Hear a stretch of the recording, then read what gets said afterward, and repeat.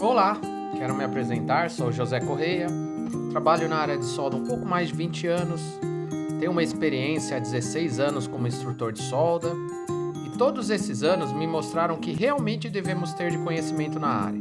Por isso, desenvolvi esse curso com uma metodologia simples, de fácil compreensão e com vários exercícios e uma didática dinâmica. E tenho certeza que vai ajudar muito você. O curso tem por objetivo uma visão teórica e prática, ao que se refere às características e aplicabilidade do processo de soldagem GMAW, também conhecido como processo MIG-MAG, de técnicas, materiais, máquinas, instrumentos e ferramentas, com destaque também ao setor de segurança de soldagem e simbologia de soldagem.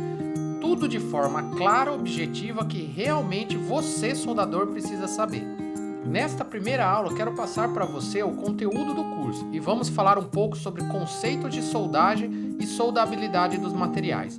Na próxima aula, você terá como conhecimento a segurança na soldagem, um tema extremamente importante, pois sem ela não podemos nem pensar em entrar na área da soldagem. Você verá equipamentos de segurança obrigatórios, os riscos eminentes da área e sobre manuseio de cilindro de gás.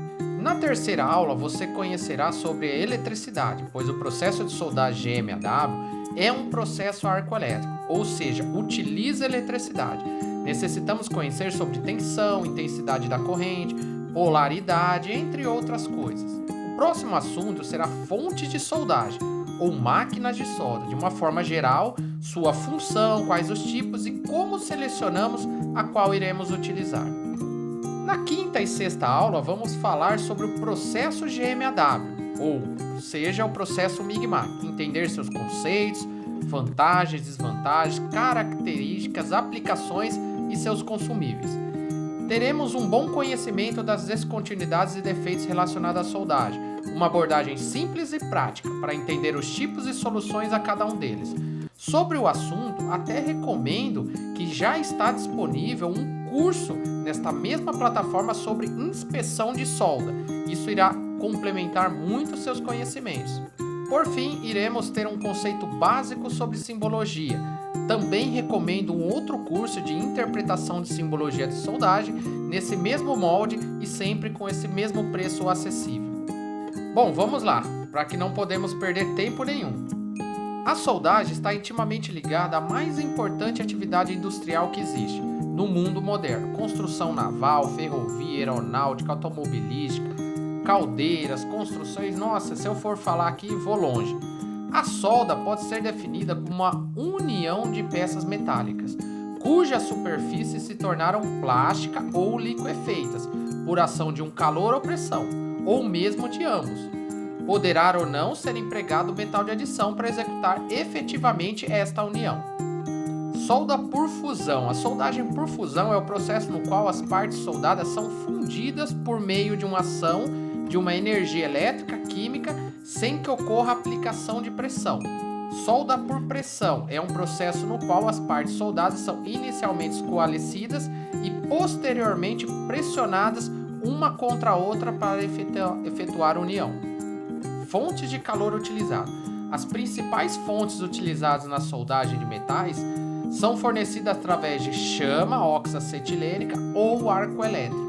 Vantagens das juntas soldadas. Na atualidade, a solda tem sido o processo mais frequentemente utilizado nas junções entre peças. A seguir, vou apresentar algumas vantagens em comparação a outros processos de união, como rebitar, parafusar e etc. Primeira delas, a gente tem a redução de peso. Depois a gente tem a economia de tempo, depois a gente consegue melhorar os fluxos de força e aí, no caso, a estrutura suporta elevadas solicitações mecânicas. Desvantagens da solda. Não podem ser desmontáveis, na soldagem ocorrem tensões, trincas e deformações, exige geralmente acabamento posterior e em trabalhos especiais exige mão de obra especializada. Para obter uma solda, não basta apenas colocar duas peças metálicas próximas, aplicar calor ou pressão. Para que a soldagem realmente se realize, os materiais a serem unidos devem ter uma propriedade imprescindível: a soldabilidade. O conceito de soldabilidade abrange muitos detalhes. Porém, vamos lá. São consideradas principalmente as dificuldades encontradas durante a soldagem, bem como o comportamento do material a ser soldado.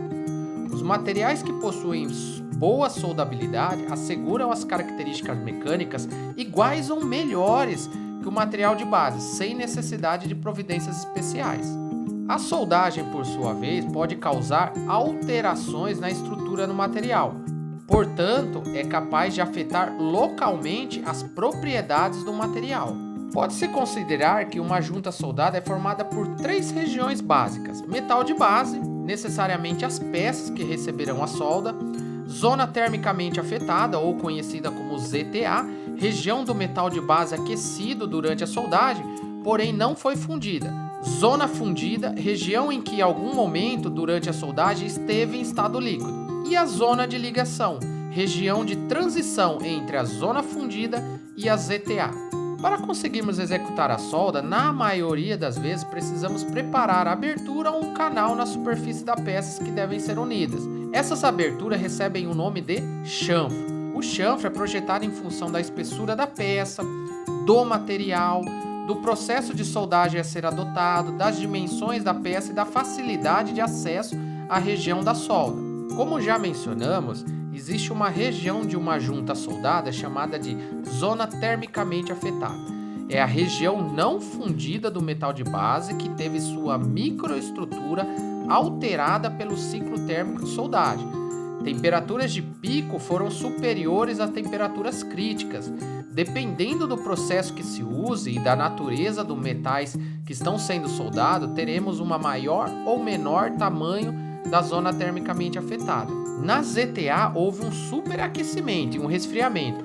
Com isso, teve alteração no tamanho dos grãos do material, portanto, alterações nas propriedades do material. Essa faixa é normalmente a mais frágil de uma junta soldada. Influência no resfriamento da solda. Metais são bons condutores de calor. O calor na região da soldagem é rapidamente escoado por toda a massa envolvida no processo, acarretando um resfriamento relativamente rápido. Podemos verificar que o resfriamento ele depende não só da massa, ou no caso da espessura do material, mas também com o projeto ou tipo de junta a ser utilizada. Bom, verificamos que a solda ela altera a estrutura do material. Consequentemente, ela altera as propriedades do material.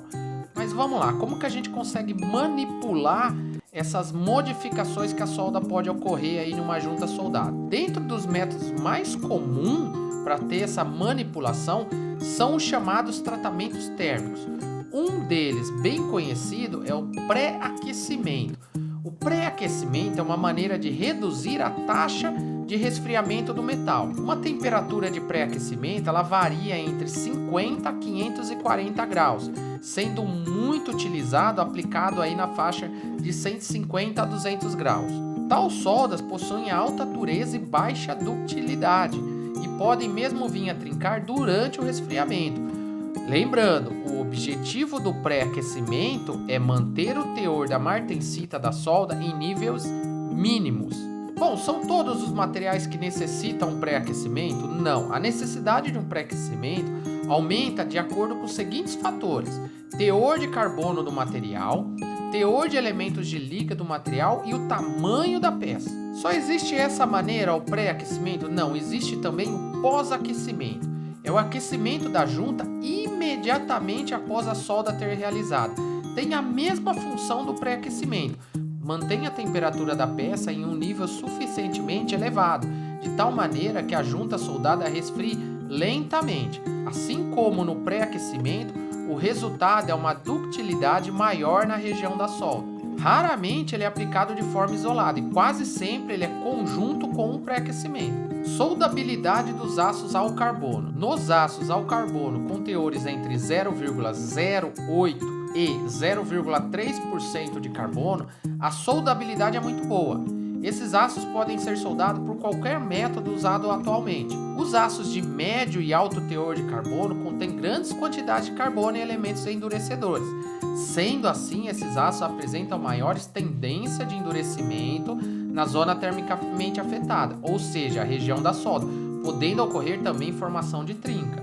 Aços inoxidáveis. Os aços inoxidáveis contêm alta porcentagem de diferentes elementos de liga. Sua soldagem torna-se muitas vezes crítica porque esses referidos elementos podem influenciar diretamente na formação de fases frágeis ou alterar as propriedades originais do metal de base. Existem vários tipos de aços inoxidáveis. Basicamente temos três mais comuns, tipos martensíticos, ferríticos e os austeníticos. Os martensíticos são aços que geram uma estrutura dura e frágil devido ao rápido ciclo de aquecimento e resfriamento, provocado pelos processos usuais de soldagem. A soldabilidade desses aços exige cuidados especiais, uma vez que a martensita está intimamente ligada aos fenômenos de geração de trinca. Geralmente há um pré-aquecimento de 200 a 400 graus e mantém temperatura entre pares. E logo na sequência é feito aí um pós-aquecimento entre 700 e 800 graus. O tipo ferrítico, na soldagem, é praticamente inexistente o perigo de endurecimento da ZTA. Porém, sua resistência e ductibilidade podem ser alteradas em função do crescimento exagerado dos grãos do aço. Precauções durante a soldagem: pré-aquecer entre 70 a 100 graus para evitar uma ocorrência de trinca frio. A junta deve ser resfriada rapidamente entre 600 a 400 graus para evitar a fragilização a 475 graus e deve ser evitado um pré-aquecimento excessivo. Os tipos austeníticos, que são os mais comuns na indústria, são os que apresentam melhor soldabilidade comparada aos mais mencionados. Geralmente não há problema nenhum na realização da solda do tipo austenítico. Todas as nossas aulas você encontrará materiais de apoio, geralmente é um artigo para você ler ou uma apostila para compreender melhor o assunto. Os exercícios comprovam o seu entendimento. É extremamente importante você ir para a próxima aula sem nenhuma dúvida. Caso tenha, fique à vontade de perguntar.